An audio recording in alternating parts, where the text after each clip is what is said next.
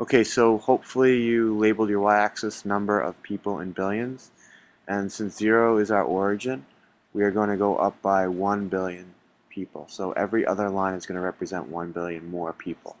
So we'll start out with 1, skip a line and go to 2, skip a line and go to 3. Okay, notice that the scale is constant from 0 through 7.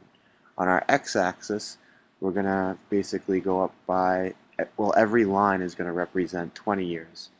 I'm going to skip a line just to keep it neater, so I'm going to label every other line. So we'll start out with 1650 and 40 years later. So we'll skip a line. The next year will be 1690.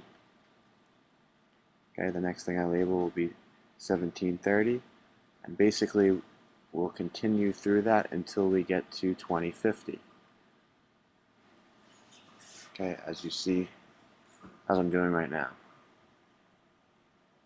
And once again, the value of I went up by 20 years, so every unnumbered line is 20 years more than the line before it.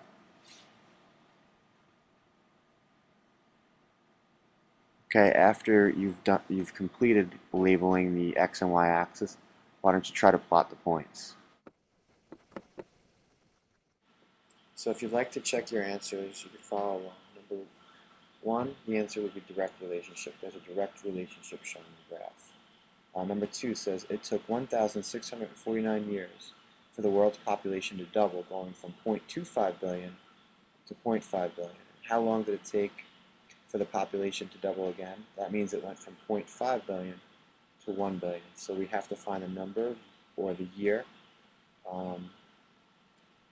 Our population was 0.5 billion, which was 1650, and it was 1 billion in 1850, so 1850 minus 1650 is 200. That's our answer.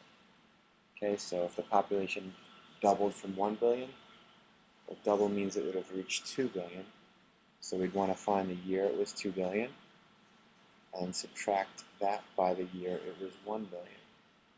So we would get, that's not right, 1925 minus 1850, which would be 75 years. Alright, and if the population is going to double a third time, that means it would go from 2 billion to 4 billion. So we'd have to find the year the population reached 4 billion and subtract that by the year the population was 2 billion. And the population was 4 billion in 1976, so we subtract that by 1925, and our answer would be 51 years. Okay, so number 4 says, why does the population start to double so rapidly? And if we go back to the reading that we did prior to this activity, we can use answers like the availability of food, better nutrition, go to doctors more often, better medicines, and better technology.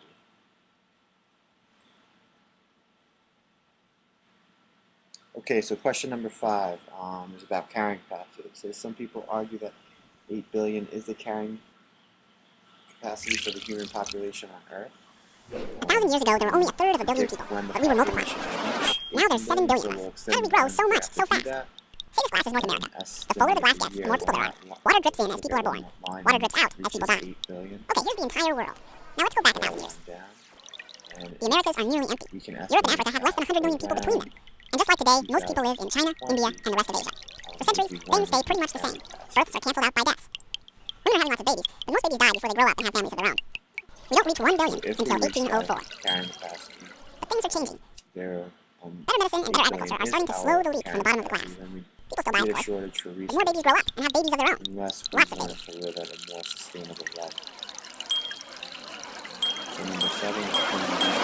We've grown from 1 billion to 7 billion, and it only took 200 years. Will we keep going like this? Probably not. UN says we'll level out at 10 billion by the end of the century. So as we continue to grow from 7 billion, the question is, can the world hold that many people? Experts can't agree. It all depends on how well we manage our food, water, and energy. And methods to be less wasteful. Definitely want to consider protecting our environment. Alright, watch the next video.